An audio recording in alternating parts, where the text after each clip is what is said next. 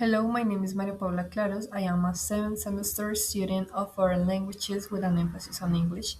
And my decision to study English as a foreign language is deeply connected to both my personal story and my professional goals. Growing up, I was inspired by my mother, who is a primary school teacher, and I saw her dedication, her patience, and her commitment to her students, and that shaped me my desire to become a teacher as well. However, while she teaches children in primary education, I chose to continue that legacy through languages, especially English, because I feel a strong passion for communication and intercultural connection. For me, English is more than just a subject. It gives me access to international academic resources and different educational perspectives. It also opens professional opportunities both in my country and abroad.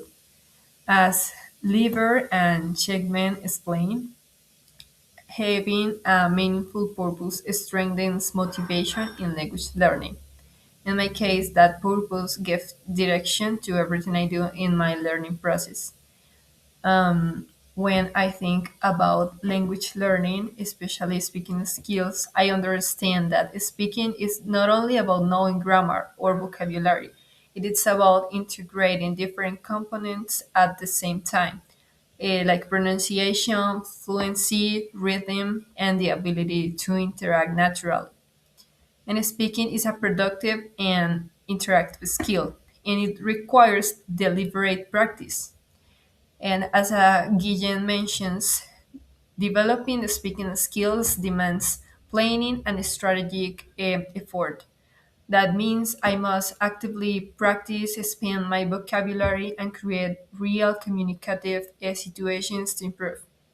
Because speaking is such an important goal for me, I also need ways to measure my progress. I usually record myself to evaluate my pronunciation and fluency. I also like to watch movies or series in English to practice my listening, and I also reflect on how clearly I express my ideas. And instead of focusing on perfection, I try to focus on communicative effectiveness. The strategic monitoring, as Lever and other authors suggest, is essential for improvement.